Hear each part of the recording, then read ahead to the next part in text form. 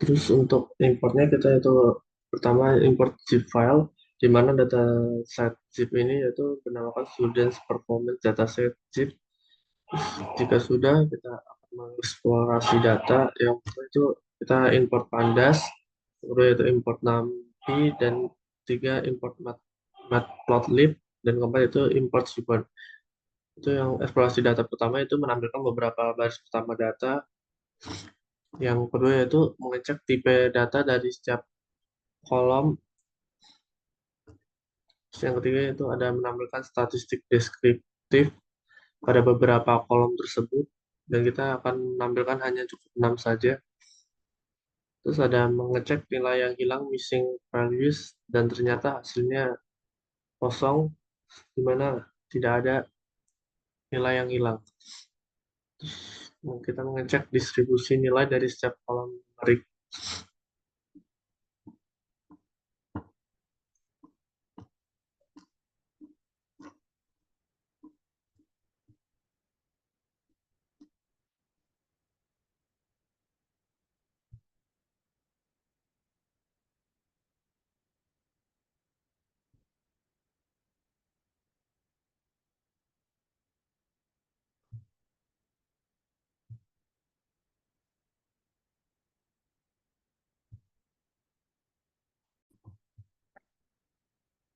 Assalamualaikum warahmatullahi wabarakatuh. Saya Sandra Agrizal Setiawan, kelas IK 3A, nomor absen 22.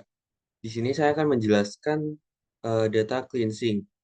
Apa itu data cleansing? Data cleansing adalah atau pembersihan data adalah proses penting dalam pengolahan data yang melibatkan identifikasi dan perbaikan atau penghapusan data yang kotor, tidak akurat, tidak lengkap, dan atau tidak relevan dengan suatu dataset. Lalu ini kemudian ada prosesnya. Yang pertama yaitu pada bagian ini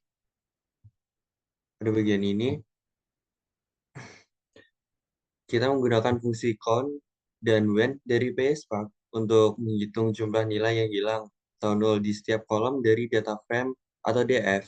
Hasilnya ditampilkan menggunakan missing value.show untuk melihat jumlah nilai yang hilang di setiap kolom. Lalu kemudian kode untuk menghapus baris yang memiliki nilai hilang.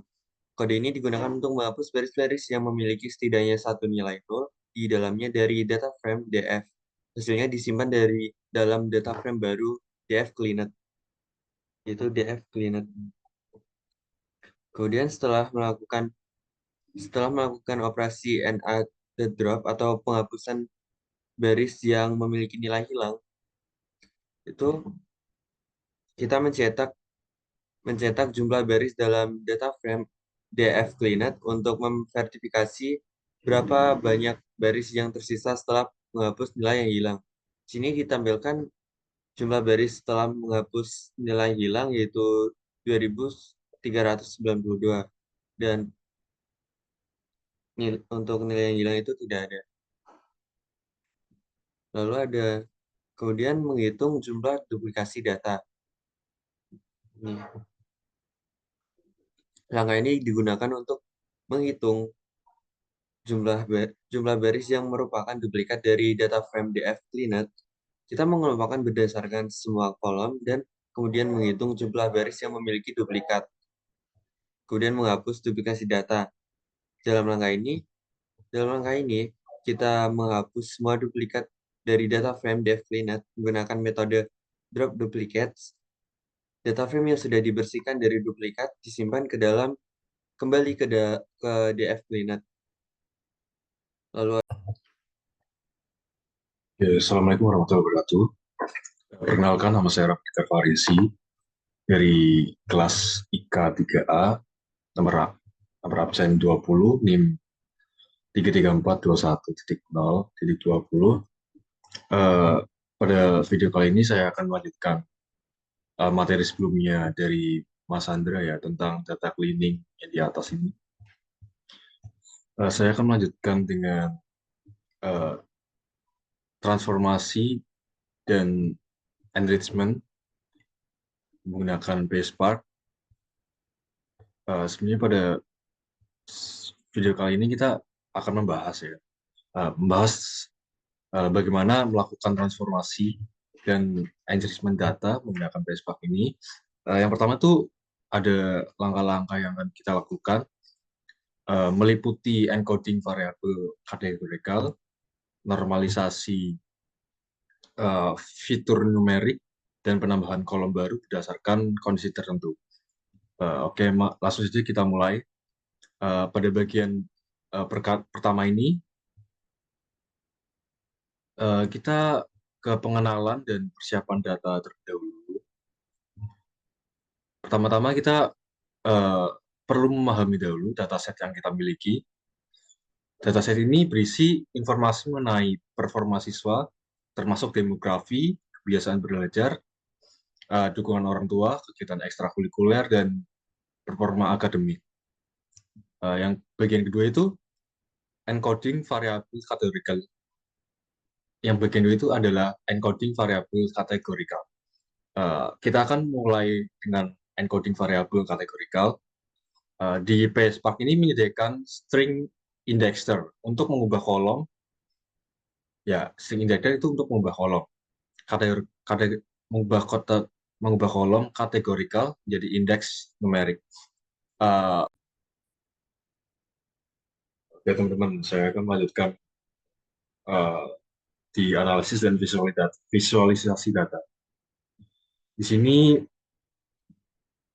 pertama-tama kita akan lihat terlebih dahulu distribusi umur dengan kode ini, F enriched group by age, count, ordered by age, lalu ditampilkan.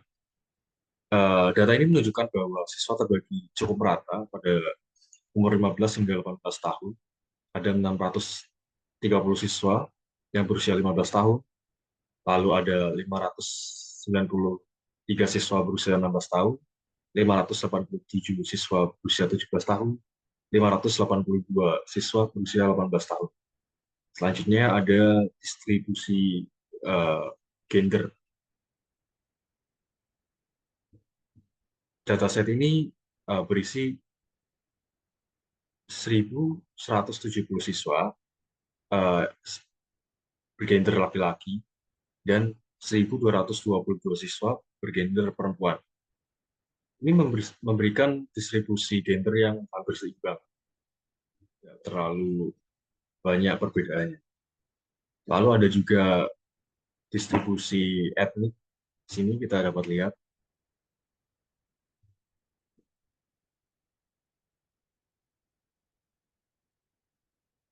Ini, teman-teman.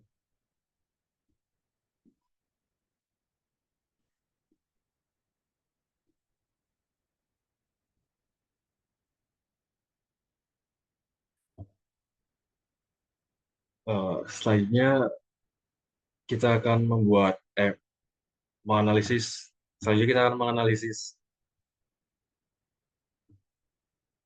matriks korelasi untuk fitur numerik dalam dataset. Seperti ini kodenya, teman-teman. Dalam analisis ini, hasil metrik korelasi ini menunjukkan hubungan antara berbagai fitur numerik dalam dataset ini. Selanjutnya, kita akan melihat distribusi JPA berdasarkan gender.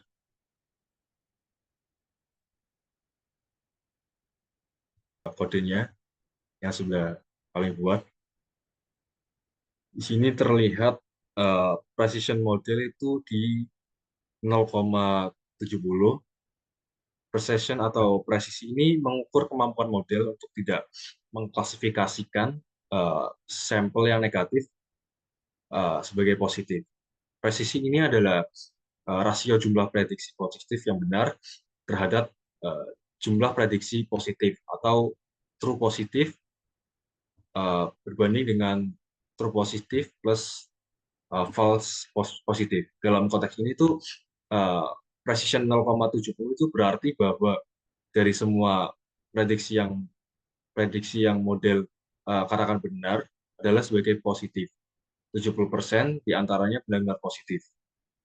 Nah, presisi ini sangat tinggi. Presisi yang tinggi ini penting karena eh, biaya dari false positif itu tinggi.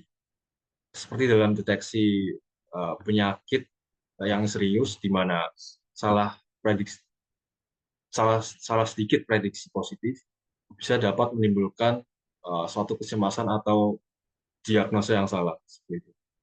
Selanjutnya ini kami mendapat recall model di angka 0,7. Mengukur dari kemampuan model ini atau recall ini ya, recall model recall itu mengukur kemampuan model untuk menemukan semua sampel positif. Recall ini adalah suatu rasio jumlah prediksi positif yang benar terhadap jumlah total sampel yang sebenarnya positif. Dalam konteks ini, recall